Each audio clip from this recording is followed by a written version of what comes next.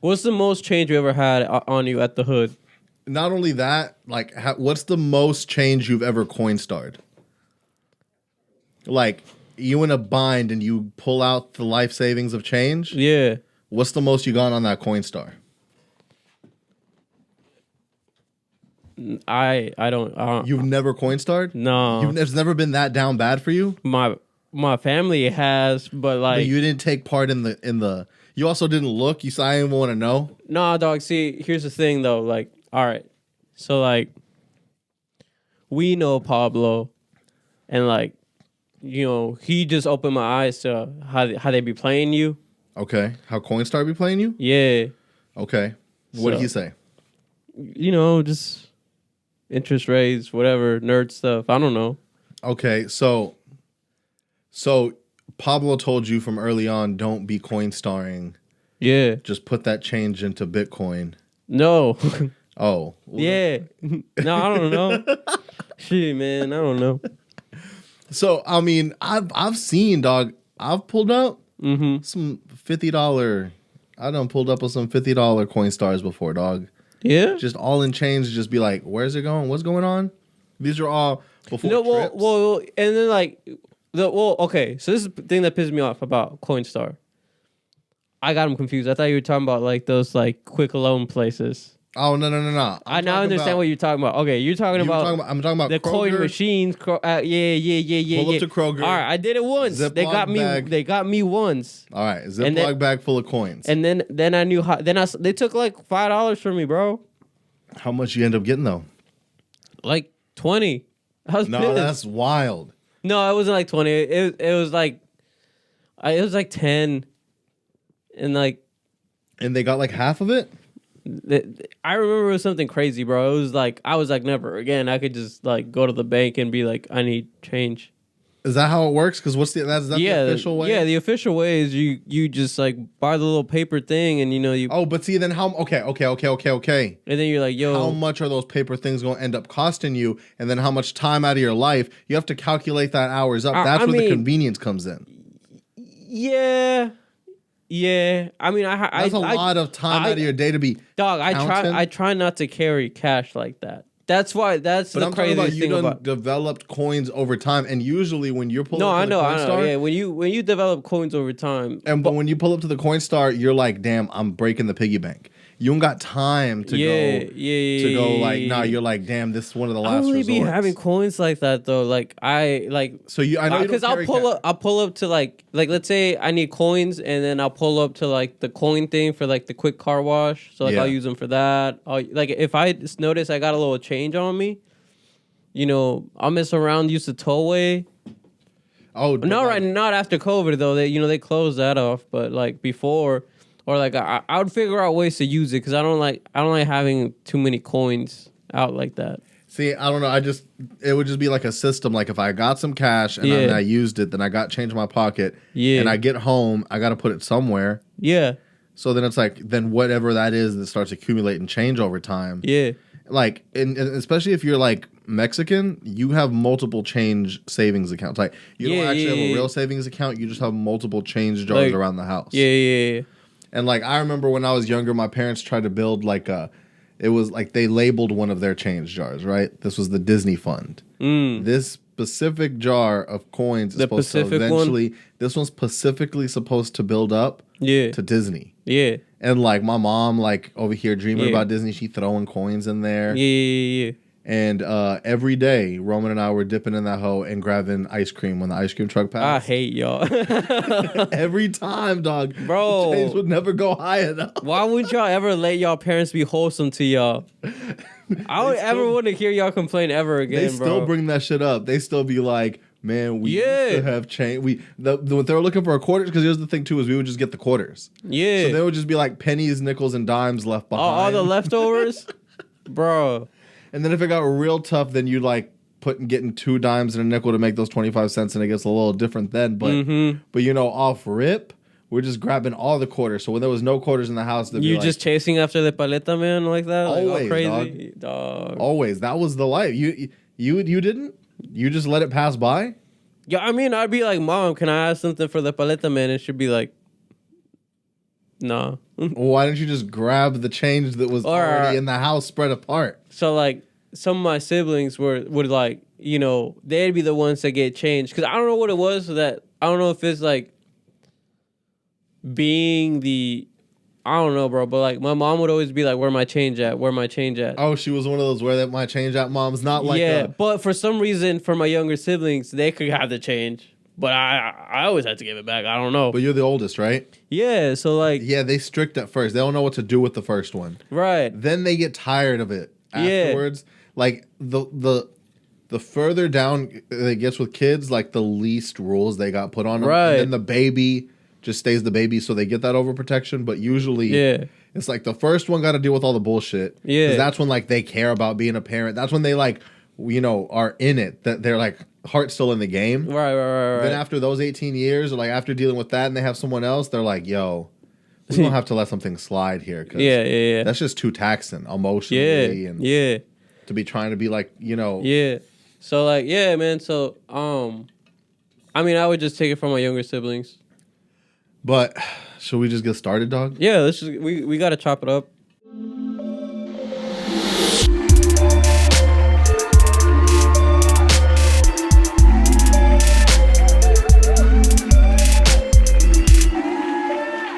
Two, one.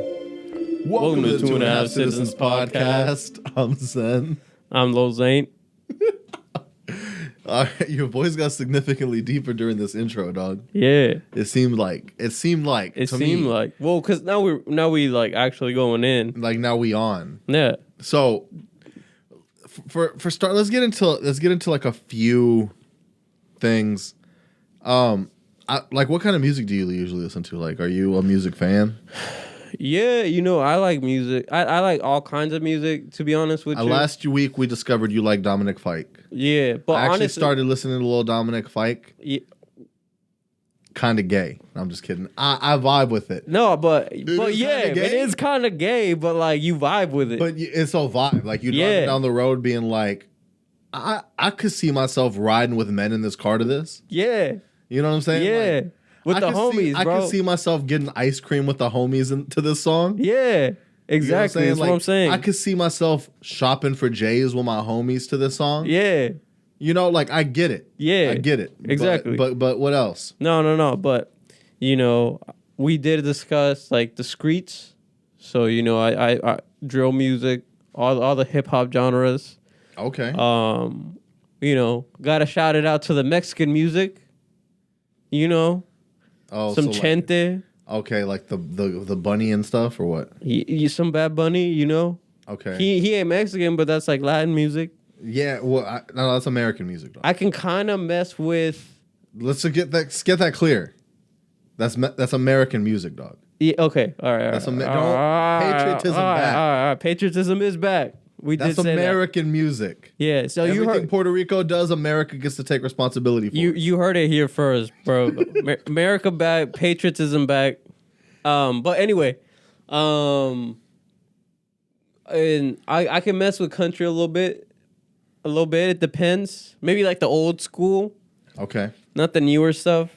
So this week we actually had some stuff that dropped, and by some Lil stuff DURK. I mean Lil DURK. Now let's get into this, what this kind of means, because there's been a lot of things that come in between this. So yeah, the first thing that started happening after this was, of course, a week or so before King Von dropped his album. Same week that NBA YoungBoy and DaBaby did their joint project. So first week, but pause. Who won? Or were you heading there? Okay. So what happened was, first week numbers came out. Yeah. And King Von's album got 69,000 units first week. Yeah. Closer to 70, right? Yes. Yeah.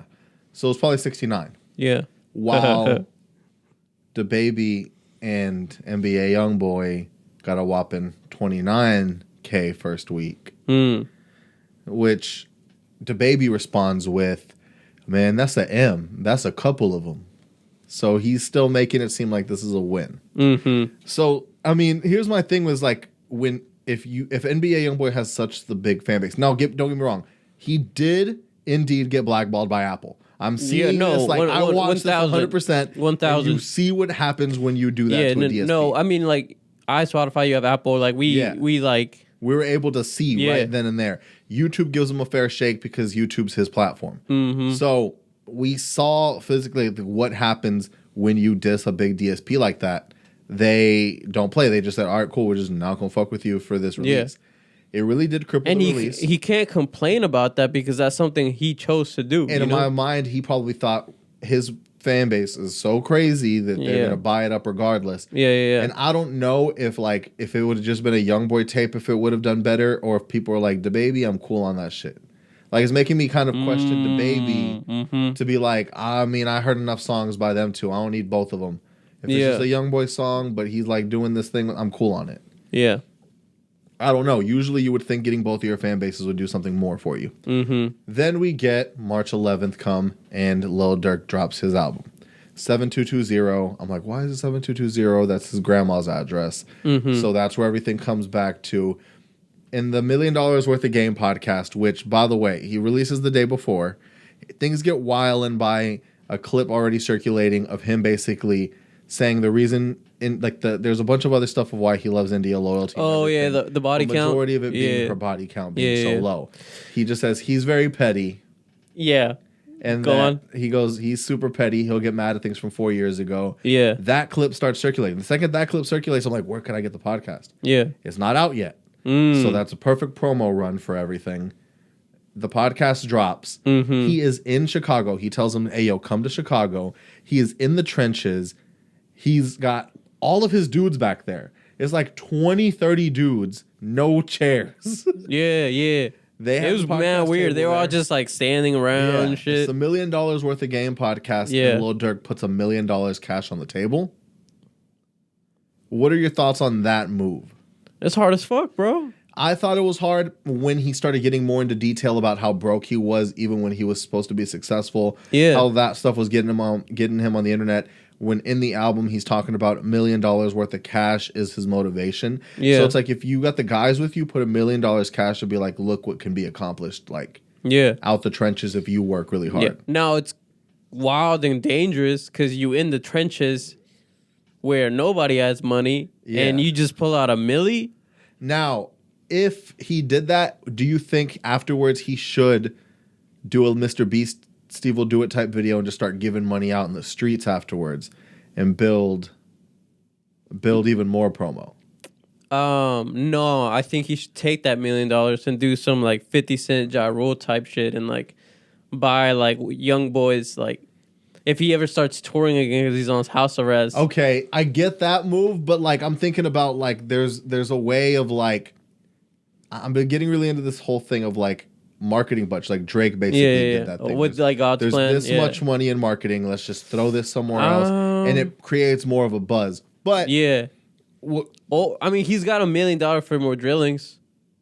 Oh, he can put up money, bro. $1 million worth of drillings, bro.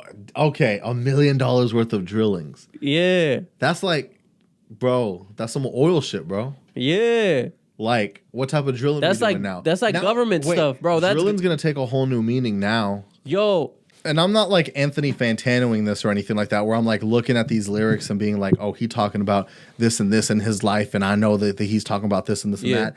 I'm just reading through this stuff, and by the idea that I'm getting is them kind of reminiscing about how they came up and then how it is now. Yeah. So it's kind of like Durk talking about like, think about like this line where he's like walking to school in Chicago. I ain't have a coat. I had to wear a thermal. And just imagine the Chicago cold, and you're walking to school not being able to afford a coat, and you're just wearing a thermal, just kind of thugging it out. And then later on, you're able to get all these like Off-White, Louis Vuitton, Virgil coats, and like you're just like, damn, like this is where things became. And then you see the cycle of everything like that. Right. Like, damn, I got the bust down paddock from Virgil, but what happened to Virgil? You know what I mean? Like, it just seemed a lot more like they're reminiscing. It really, and then he had a lot of love songs. Like a lot of love songs. Yeah. Like, we get it, dog. Yeah. You love your wife, your fiance. Yo, is he going down that route? He always has though, dog. Like he has like multiple songs in previous albums called India. He has like India Part 1 through 3. It's like crazy stories, dog. Oh dang! Like he is drilling her, but he, and that's the problem is that he's like the equivalent of your neighbors in your apartment, but like in song. He's like being way too graphic. He'd just be talking about like, I'm sucking your toes, and I'm like, you just be like, what? Yo, dog? Like I'm cool. Wait, bro, I thought we was drilling. Yeah, you know what I mean. Go back to drilling. Yeah, go outside. He's just over here talking about, I love how she's special. She cooking me breakfast. Like just like, bro, we don't care, dog. Yeah, like we get it. Yeah, we get it. She's starting a business. She's paying the taxes. I'm just like, bro, like I'm making up those lyrics, but that'd be like the vibe. Yeah. You know what I mean? I'm just like, dog, like, all right, we get it. All right, we get it. You love your fiance. Yeah. She the one, she loyal, she lets you do whatever you want. We get it. What do you think about the body count comment? I don't know why people are getting mad at that.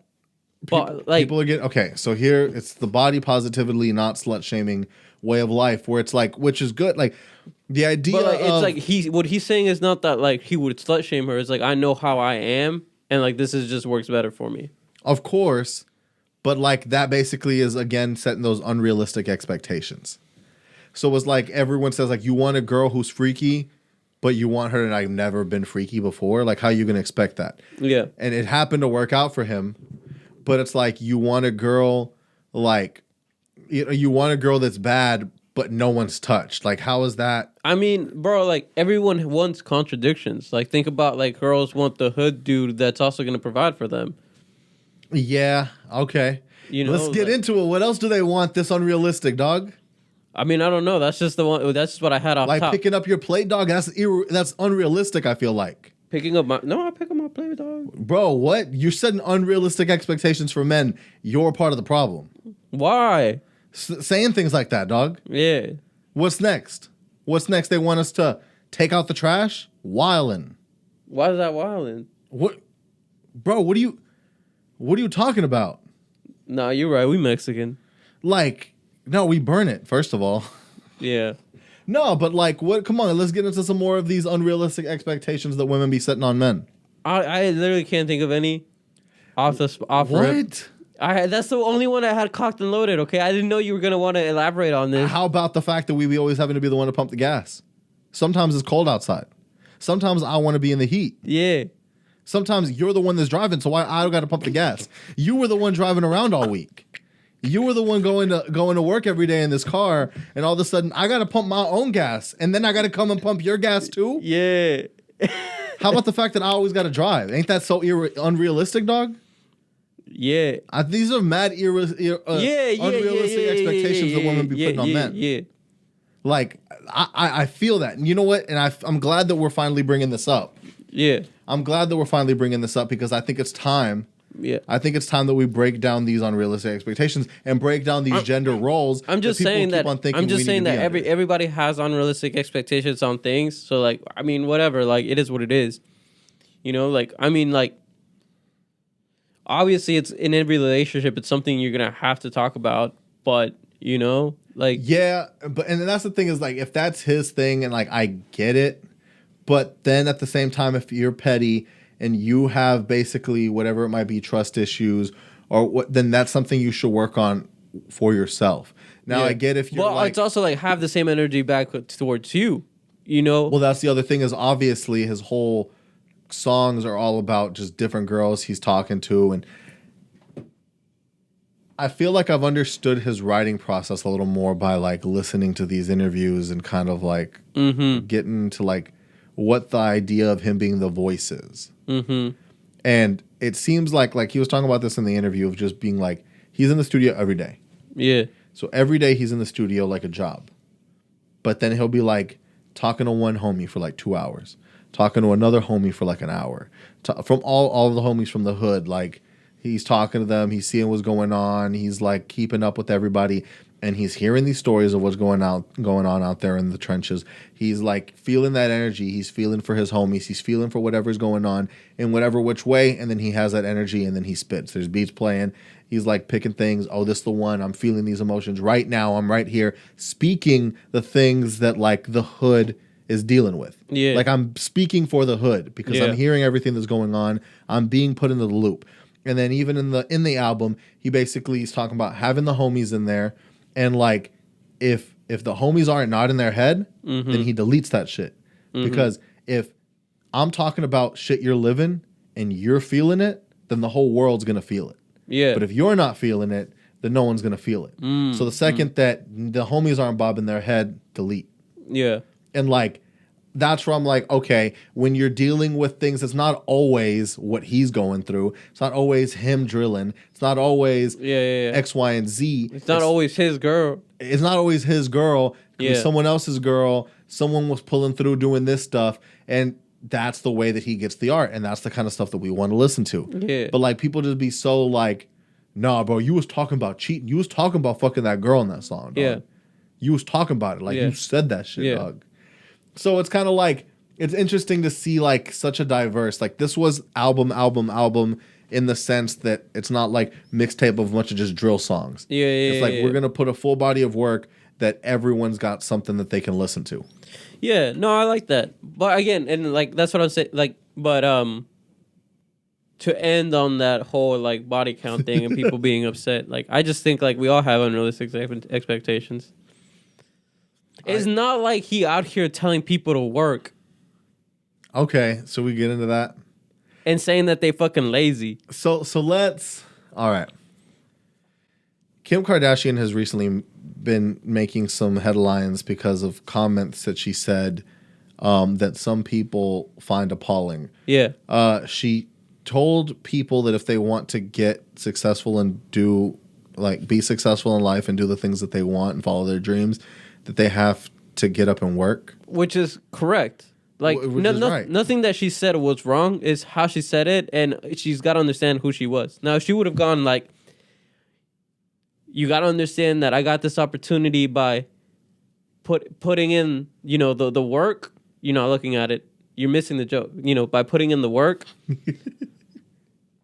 But then there's also more work that needs to be put in to like launch to where I am today. Then everybody would have been like, okay, yeah, you did put in the work. And then you did other stuff afterwards. All right. I get that, but there's still so much that like needs to be done. And I know that this is like... Because getting the clout is easy, but staying all right and building is hard.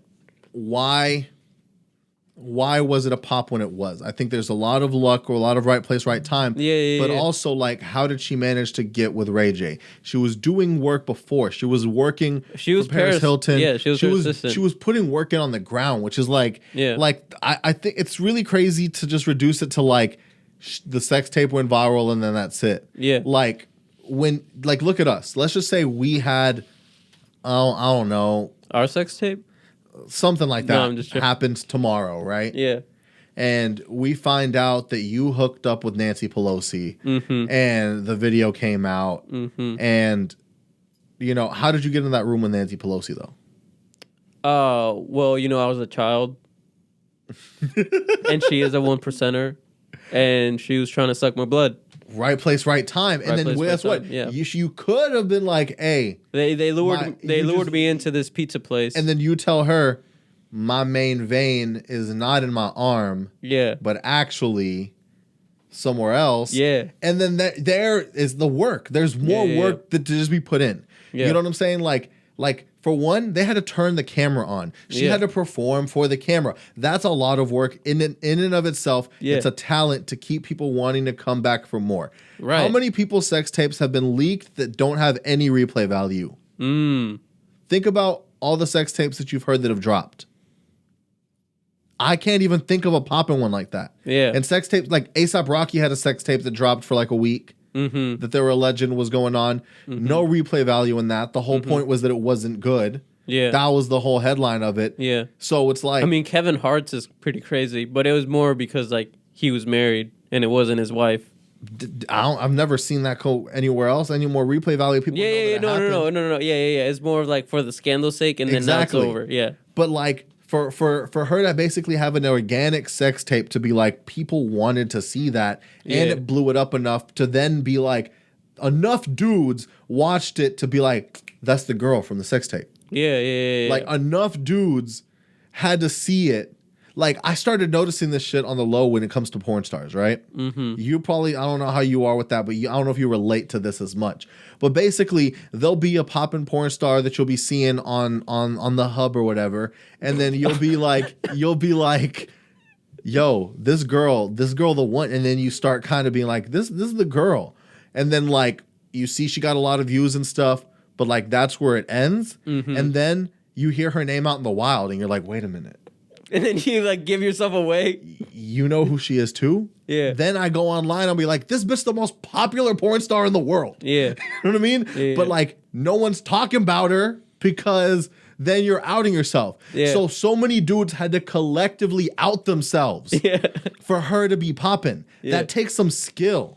Yeah. You know what I mean? That takes some groundwork for one. Some dedication. Some dedication. Yeah. Some fearlessness. But in a world with not that type of internet where people are just talking about shit on Twitter. But also, like, even if you go back to, like, the first season of the show, the Kardashian show, like, they would reference it all the time, too. They leaned in, bro. And they would make jokes all the time.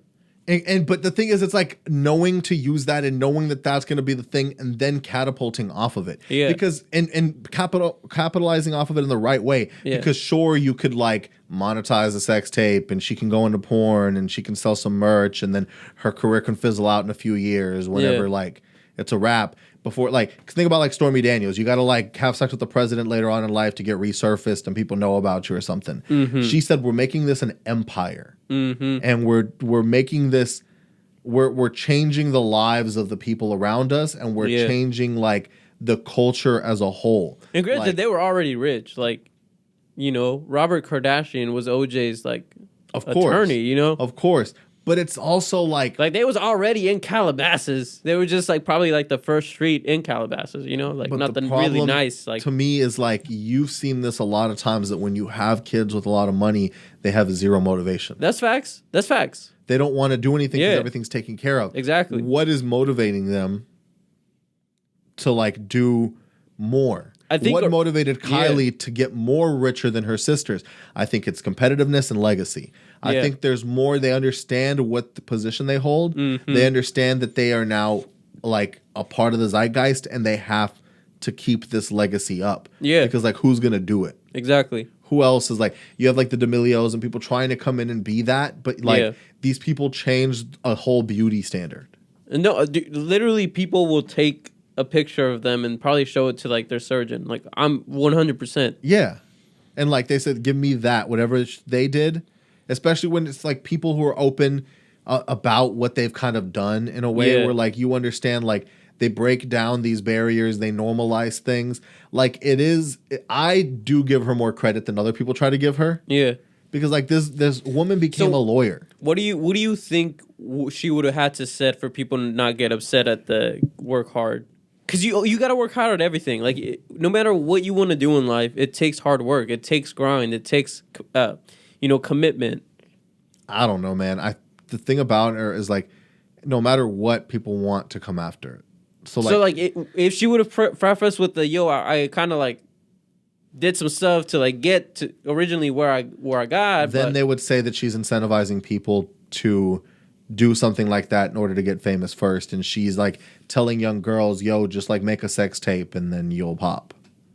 And just basically but that's already a thing, bro. Of course, but if you're now telling people to do it, it's like you're promoting it now. Yeah. So people would have a problem with that. Yeah. People would have a problem saying she's promoting girls, young girls, impressionable girls to go into sex work. Kanye would come out and be like, are you saying North just needs to go put a sex tape out and all of a sudden she's going to be popping? Like it creates a worse situation. Yeah. So it's like she's never going to win. Yeah. That's my thing is like. Is that why you're like, what do y'all want from her basically? Yeah. What they want is to talk about her, and what she wants is to be talked about. Yeah. So she's just gonna let it rock regardless. Yeah, you know what I'm saying? So it's like, I mean, they've kind of created this sort of like internet reaction. Like it's like they knew, okay, whenever we put a sex tape out, something scandalous like that, then we get this sort of reaction. It's like they almost tailor the reactions and then do the show afterwards. They knew how to create a narrative. So that's like their thing. So she knows whatever. Like she knows what Yeah, I'm sure they're sitting down like, once this goes out, we're going to get this. We'll defend it with this. We'll have this. And this brings me, about controlling these narratives, to what's been going on with Kim and her new boyfriend. So the war continues. I've been telling you how, like, I think the reason he keeps on saying skeet is to not make himself liable for anything that he actually says or does. Yeah. Right? So I guess we'll read out all the texts that were sent. So basically, Pete Davidson finally responded. Pete Davidson finally responded to Ye, to everything that Ye was saying, and like all of the I love how he started off though. So he starts by saying, "Yo, it's Skeet. Can you please take a second and calm down? It's 8 a.m. and it don't gotta be like this. Kim is literally the best mother I've ever met. What she does for those kids is amazing, and you are so fucking lucky that she's your kid's mom. I've decided I'm not going to let you treat us this way anymore, and I'm done being quiet. Grow the fuck up." Ye goes, "Oh, you using profanity? Where you at right now?" At which point, he sends a shirtless selfie of himself and says, "In bed with your wife." All right? With his tongue sticking out. And at which point, Ye responds, "Happy to see you're out of the hospital and rehab." Pete responds, "Same here. It's wonders what those places do when you go and get help. You should try it." He then goes on to say, "I'm in LA for the day if you want to stop being a little internet bitch boy and talk. I'm not scared. You don't scare me, bro. Your actions are so pussy and embarrassing. It's so sad to watch you ruin your legacy on the daily." Well, at which point Ye responds, "You're more than welcome to come to Sunday service." Pretty calm response considering what was just said. Pete then goes on to say, "Why don't we meet after Sunday service in Saints game? I'll be at the BHH. We could have food and talk it out in my room privately, one-on-one, man-to-man. I respect that. What you are doing to your family is dangerous and going to scar them for life. Please handle these matters privately, bro. I beg you." Ye then responds, "You want to see me? Come to Sunday service." Pete says, "This isn't public, dude. I'm not here for pictures and press, which is obviously all you care about. My offer stands. I wish you'd man up for once in your life. Let me help you, man. I struggle with mental stuff too. It's not an easy journey. You don't have to feel this way anymore. There's no shame in having a little help. You'll be so happy and at peace. You have no idea how nice I've been to you, despite your actions towards me. I've stopped SNL from talking about you or making fun of you, which they've wanted to do for months." Which is true. Like, they've had so much ammo and they haven't used it. "I've stopped stand-up comedians from doing bits about you because I don't want the father of my girl's kids to look bad out there. I have your back even though you treat me like shit because I want everything to be smooth. But if you continue to press me like you have for the past 6 months, I'm going to stop being nice." It's on site. So originally I saw this and I'm like, you go, Pete. Like, you did. You told me. You tell Kanye you were that like, shit. You were like, I respect that. He's been out here calling you skeet. He's been out here. He killed you in a music video? Like, that's mad disrespectful. Then I started doing some thinking. Okay. And I'll be real. I've listened to some other commentary and it made me think about things in a different way. Mm-hmm. For starters, I'm like, all right, this would be something that you do if you're just kind of like really trying to squash this shit. Let's have a conversation. Let's do this man to man, right? Yeah. Sending the picture and saying "in bed with your wife" is a trigger word to get you riled up. Yeah. Because if the news just got announced that she's legally single and legally divorced and no longer tied to you, it's disrespectful for you to say your wife. Yeah. You're saying your wife to remind you and be disrespectful to try to invoke a reaction out of you. Yeah. Okay? Which, again, is still fair compared to everything that... But he then goes on to say... He then goes on to basically be like, come to my hotel. Let's talk about this man on man. He's being wild reckless. He's like trying to say things seemingly to basically get Kanye to say something like, if I see you one-on-one, face-to-face, I'm beating your ass. That's on site. Don't fucking play with me and my family. You're not going to be around my wife. All that so that basically if that does happen, you now have text proof that he is being irrational. He wants to be violent. He wants to do X, Y, and Z. And then your custody gets taken away. Yeah, he's not stupid, bro. So it's like, in my head now, I'm thinking like, so if it's all about intention for me. If his intention is to stand up for himself and not be used as a punching bag, cool. But if your intention is to get this guy's kids taken away from him, then that's not cool. Yeah, yeah. You feel me? Like, that's where... I think it might be a combination of both, too. You know? Where it's like, you're standing up for yourself, but it's also like, who's putting you up to this? Because Pete's not an internet guy. So for you to say these things and then get your writer to go put this stuff out, that means you want it to be public. He tried to make an Instagram, and then he just got bullied, and then he deleted his Instagram. Yeah. So he's not the one putting this out there, but he's sharing these conversations with someone else. And if you want to talk one-on-one, man-to-man, not get press involved, then why then go get press involved? Again, bro, Kim is putting in that work. So that's where I'm saying, where like she knows how to control narratives. Bro, putting in that work. So that's where it's like, it then became disingenuous for me. How good it gotta be for you to do some crazy shit? Well, she's putting in work. That's the thing. Doesn't take much. Usually the more toxic the situation is, the more work you'll like it. You feel me? Yeah. Like, the better it is, the more toxic it is, the more like dysfunctional it is. It's a whole rabbit hole. Your whole life gets all fucked up. You know what I'm saying? But it's like that whole thing where afterwards I thought about it and I'm like, damn, like, it does seem rational, but he may be used as a pawn. Like the thing that Kanye keeps on saying. They're all being pawns used as a pawn. Yeah. And if you really think about like the media, like, he knows what the media can do. He knows what the media has done for them. He knows what the media has done for himself. And it's like this power of the battle of the narratives. She knows how to really do a narrative. Kanye just does it a little more unconventionally. And the Hulu doc. Did you see the trailer for the Hulu Kardashian show? I mean, they showed nothing at the first one that I saw. They put another one with some scenes. Yeah. Because all I saw was the one with just them, like, showing everybody who was going to be in it.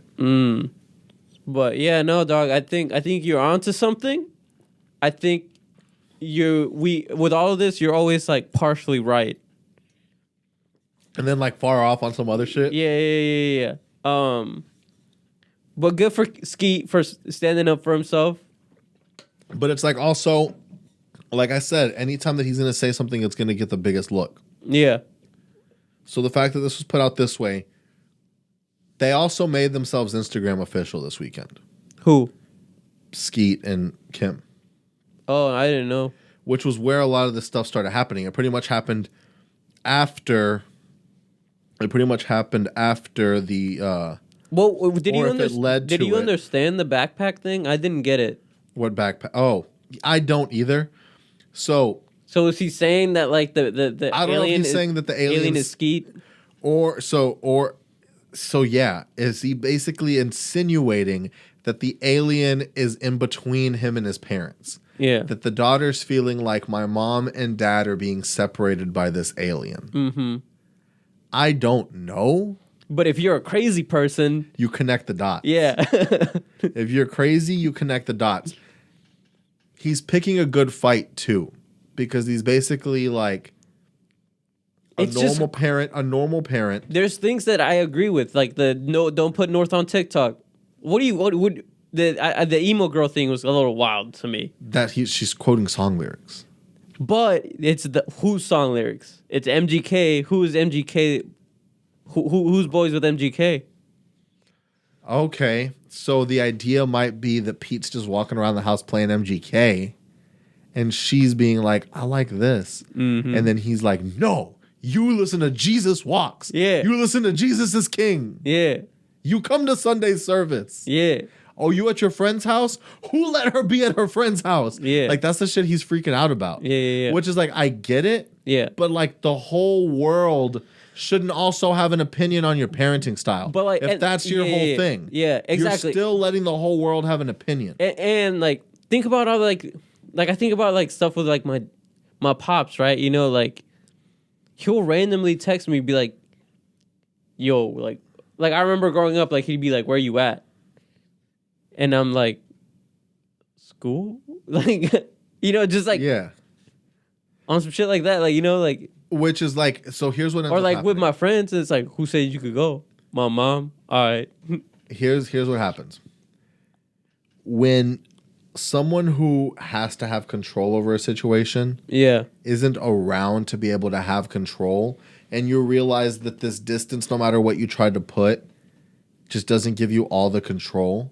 Like, when you're a controlling person like someone like Kanye is, you want things to be the way you want them immediately. Exactly. And sometimes they're not as crazy as it seems. So let's just say you go, I want to see my daughter right now. Where is she? And you're like, well, she asked a week ago if she could go hang out with her friends. She's over there with her friends. But I just decided that tomorrow I am doing an event at the Staples Center, and I just put tickets on sale, and I want North there. Yeah.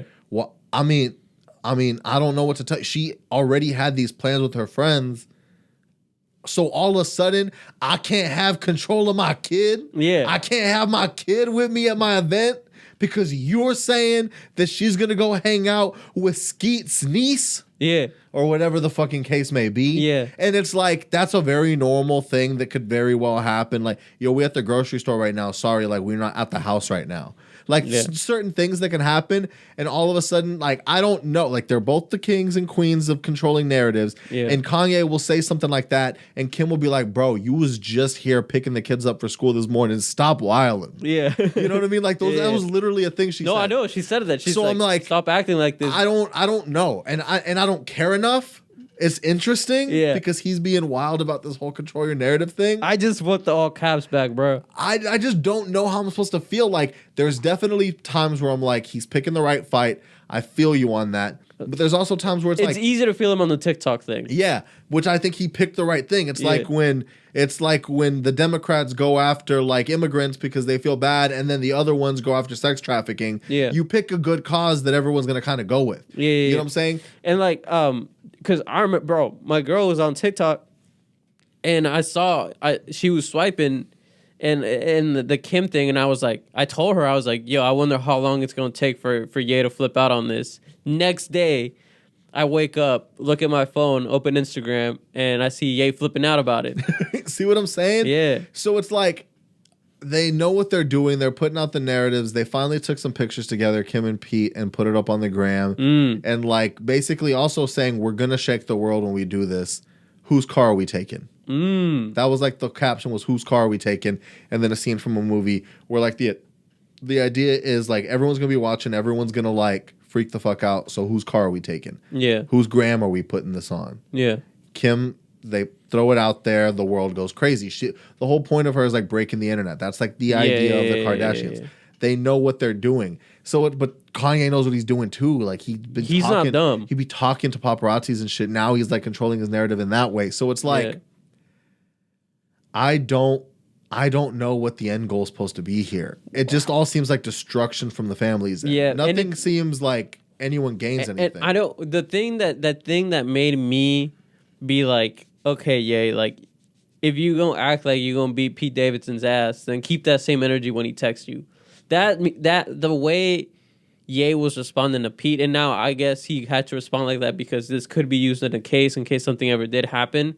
But it just seemed mad pussy to me. Which is what I think Pete's also banking on here. This makes him look better. If you're being like threatened, if they're saying I'm gonna beat your ass, if you're killing them in videos, then the ideal thing to be is like, hey, let's talk one-on-one, man-to-man, pull up to where I'm at. Yeah. If you got problems, here's my location. Yeah. I'm dropping you the location. I'm at the Beverly Hills Hotel. Yeah. Pull up. And then Ye was like, no, come to me at church. Come hang out with me at church. That seemed mad pussy. See what I'm saying? I think that's where they know that it's like win-win situation. I'm going to talk crazy to Kanye. He either threatens to beat my ass and then we got that, or he looks pussy. Yeah. So it's like, which one you gonna get? Yeah. It's a win-win. Yeah. Which is where it's like they're playing these weird PR games. Like, I think they have a better war strategy than like Russia got right now. Yo, okay, how do we get the Kardashians and Ye to work together to bring down Putin? Last thing, before we get out of here, Did you see Elon? Bro, he challenged Putin to like a duel. Yeah. So, all right. He gonna pull out with the Iron Man suit, bro. I just know it. Yes. I don't understand again what the point of this is. Technically is not war because this is a single person. It's not like he's like, I got the U.S. It's me, bro. Me and SpaceX and Tesla going after you. Which is what I'm wondering. Like, hold on. This is a loophole, bro? Is he?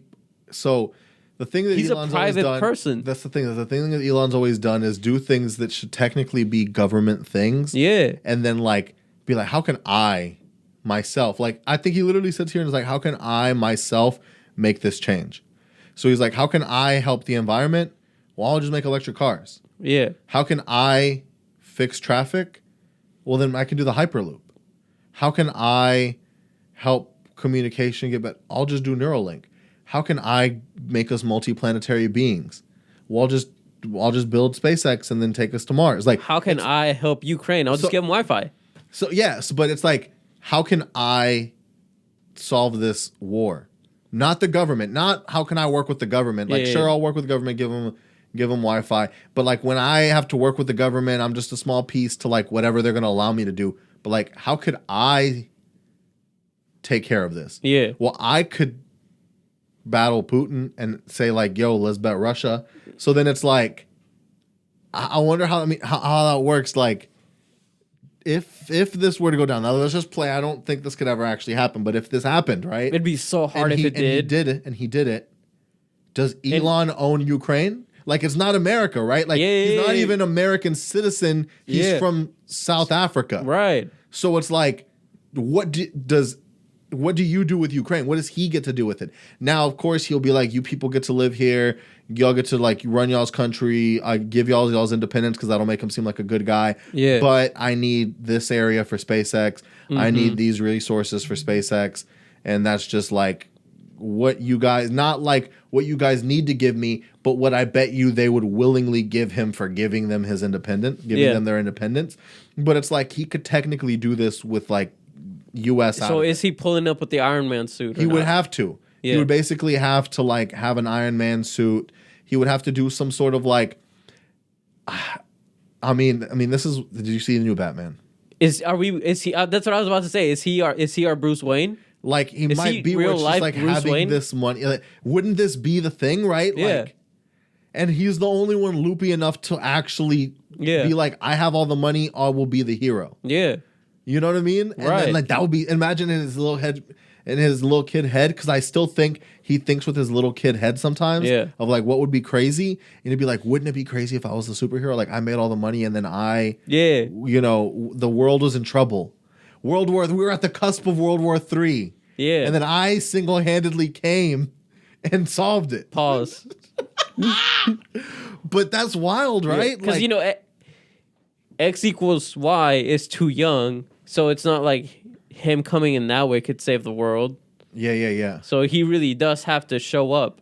Yeah, he has to show up, show out. Yeah.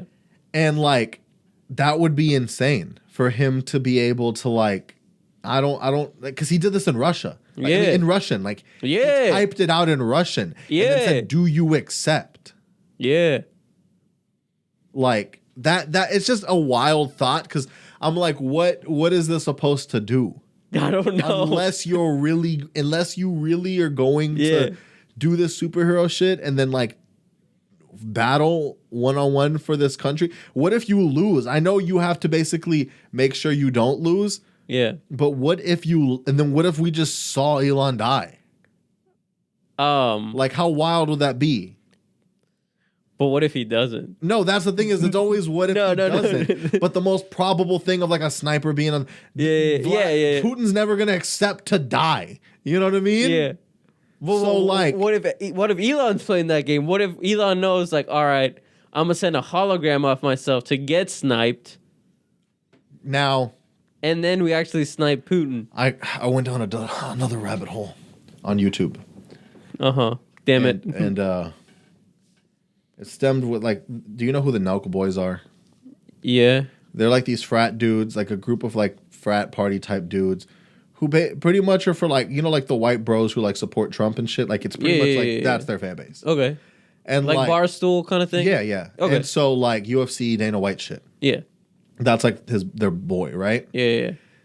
Started kind of going down the rabbit hole just from like watching things on their podcast in the past. And then I kind of got into the Steve Will Do It shit, right? Mm-hmm. And he's one of the Nug boys.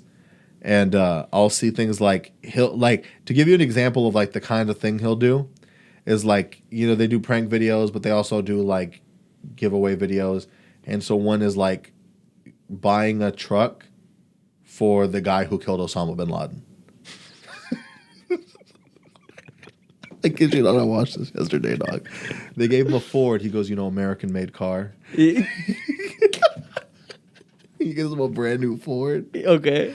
He basically has a... Was it electric, though? Because, you know... Nah, he brings this guy. You're asking for a lot out of gas. But this was back in the past when gas was, you know, when it was Trump gas, I think. Oh, okay. And he brings him, like, the whole idea first for the video was bring him over to be like, hey, we just want to hang out with you, dog. Yeah. And so it's the boys...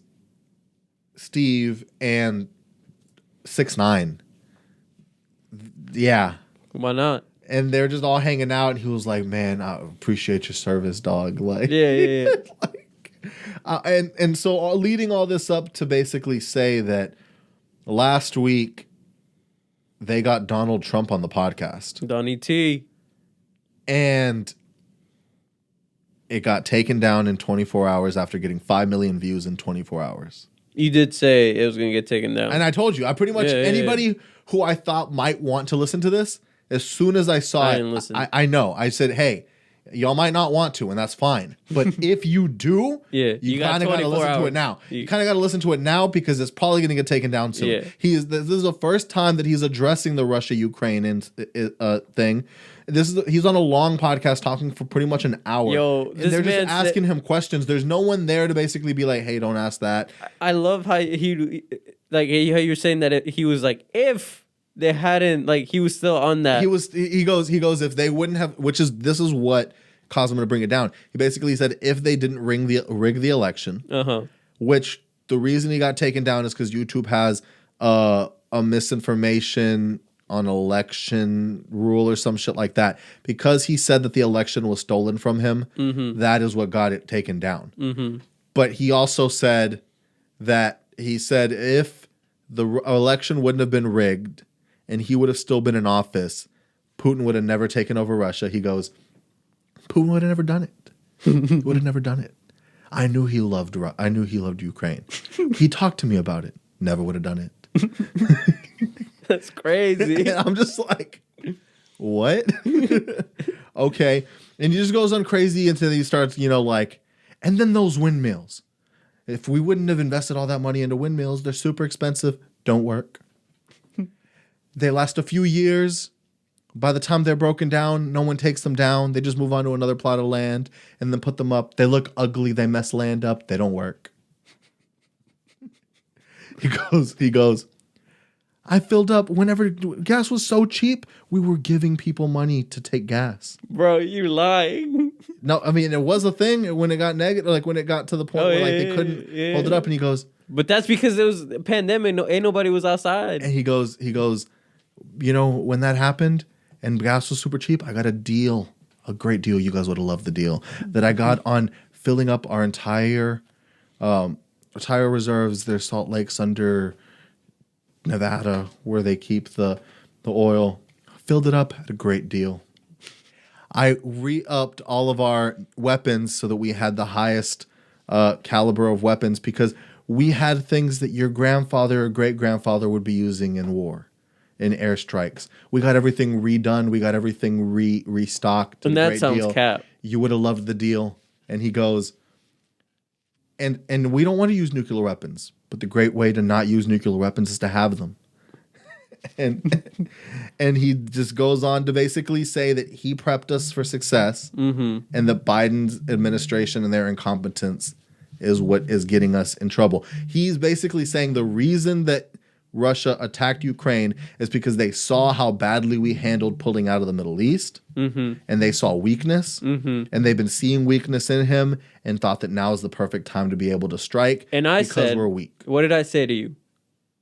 I said, anytime you pull out, doesn't matter how good you think you are, you're going to make a mess. He did bring up some okay points about how badly we pulled out and what the best ways were, because now we not only pulled out, and I do agree, they pulled out terribly. Not only did we pull out lost soldiers, they pulled out and came everywhere. Pulled out lost soldiers, affected civilians, and then left all of our weapons behind to now be sold by them to other countries. Yeah, was it like 700 milli worth of weapons or some crazy, some wild amount? Yeah, but it's like, okay, I get that maybe Trump might have some points sometimes, but what I will say, regardless, most entertaining podcast guest. Yeah. He needs to be on more podcasts. Well, what I think though is like there are good points, and it's like I love how he sets it up to make you think that if he was there, it would be different. When in reality, you have no idea. Yeah, you have absolutely no idea. Yeah, but it's fun to speculate. Yeah. So we're just gonna leave it at that. Yeah. Keep on speculating. Keep on being skeptical. We're going to be out here quickly. Like the video if there was anything that you enjoyed, any topics. Yeah. You must have if you got to this point. So hit that like. Hit that share. Hit the follow. Make sure make sure you're subscribed. Make sure you add the podcast so that you get it every week. Make sure that you're subscribed on YouTube so that you get those clips popped up on your algorithm, because when we put clips out and cool things, we want you to see those. And if you're noticing the three wars, Ukraine, Russia, or Skeet and Kim, Kanye, or, you know, Schmirk and YB, Exactly. You need to keep up, because we're going to be the ones, boots on the ground. Like, this is the most dangerous job right now, because you've been seeing so many American journalists are getting murked out there. Yeah. And we're really out here in the trenches. You saw what I said to Putin. Yeah. Wait, okay. Make sure you find that on the TikTok. On the TikTok, on the Reels, on Facebook, and in Face. Because I'm out there spitting bars at Putin, because honestly, like, we now really have to come through with the heat. I might have to slide. On some Soldier Boy shit, we said this before Elon. Right. Like, I had tried to, and here's the thing is, I didn't even realize how wild I was possibly being until I was all good, but I had seen, so I posted the reel. Yeah. And then a few days later, I see a notification that platforms are loosening up on their like rules about like threatening to kill presidents, specifically to Putin. So like basically like death threats against Putin are cool right now. They're fine. Yeah. They're loosening up on it. If they weren't, it might have been a little wild for us. Oh, they would have just taken it down. But I never said. Yeah. I used a lot of like analogies. I mean, I helped you write it. I know Pablo's in the video, but like I never said I want to kill Putin. Yeah. I just said he needs to watch his back. Yeah. We're going to come with straps. Yeah. Fuck around and turn your brain to Play-Doh. Leaving roaches on the ground. That's all you'll see. Like, I just made sure that you understood that it's going to be an interesting situation for you. We're going to put you on an ashtray. We are going to be rolling packs. I did say we were going to be rolling packs. Yeah. R.I.P. ashtray. And R.I.P. ashtray. But it just is what it is at this point, because really, like, this is the kind of things that like Putin needs to hear, because I don't know if he really realizes like what he's doing here, because like now I'm sitting in the crib writing now because I can't go nowhere. Yeah. So it's like we're coming with heat. Yeah. Every week. Yeah. Check it out. We're gonna press them. We are. Put them in a blender.